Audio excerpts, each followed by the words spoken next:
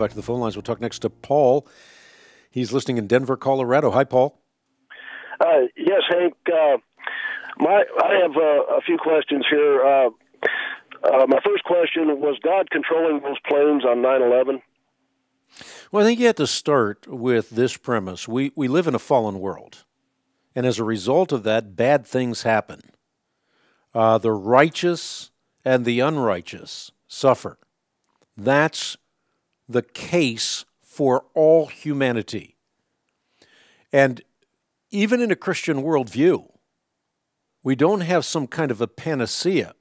The best that Christianity offers us is peace in the midst of the storm, and then further, the promise of resurrection, a time in which there'll be no more death, mourning, crying, or pain. But sin has entered the world, and as a result, there is death, mourning, crying, or pain.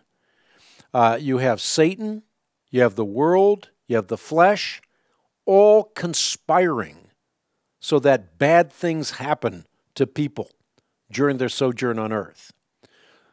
That is going to be the case until Jesus appears a second time. The wheat and the tares are going to grow up together.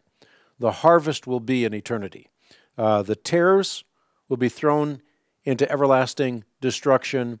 The wheat will be gathered into the storehouse of God, a way of saying the wheat will forever abide with Jesus Christ in a renewed paradise in which there's no more death, mourning, crying, or pain. Okay, well, I think it's incredibly misleading when Christians say that God is in control. I think what the scriptures actually say is that God is in authority, which is far different from being in control. God does not control every person on this planet. Far from it.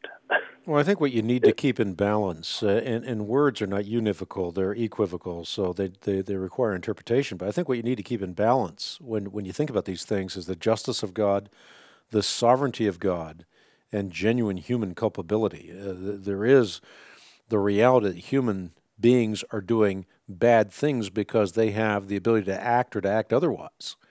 It is also true that God is sovereign. That nothing happens to you, not a hair falls from your head that God doesn't know about it and care about it. But your actions make a difference, and you have the opportunity to make choices every single day. So God could right now, in His sovereign, omnipotent will, He could eradicate all evil from the world. But if He did, He would eradicate you and me in the process, because all of us are tinged with evil. The great apostle Paul, an exemplar who wrote 2/3 of the New Testament epistles, said, "Oh, what a wretch I am, who can save me from this body of death?" So God could, but God has designed it such that the wheat and tares, as I said earlier, will grow up together until that time that God puts all things to right, and He has designed that time to be not now, but in the future. Okay, thank you. You got it. Appreciate your call.